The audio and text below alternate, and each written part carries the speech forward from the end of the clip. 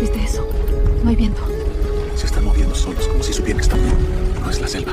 दोनों लोग संभल नहीं पाए थे कि समुद्र की गहराई से एक विशालकाय दैत्य उभर आया। यह दृश्य देखकर दोनों बच्चे जड़ हो गए और पास खड़े पिता ने तुरंत दौड़कर चिल्लाए और बच्चों को भागने के लिए कहा, लेकिन देर हो चुका था। जब तक वह, पिता और दोनों बच्चे उस विशालकाय दैत्य द्वारा निकल लिए गए। जल्द ही जब वैज्ञानिकों को इस घटना की खबर मिली तो वे तुरंत मौके पर पहुंच गए, लेकिन उन्होंने देखा कि वह विशालकाय ऑक्टोपस पहले ही मर चुका था। ये कुछ लोग तो उसके दांतों के बीच भी नहीं हट सके, इसलिए शार्क ऑक्टोपस उस छेद से बाहर निकल आया और बाहर खड़े बाकी कर्मचारियों पर अंधाधुंध हमला कर दिया। सभी लोग डर के मारे इधर उधर भागने लगे।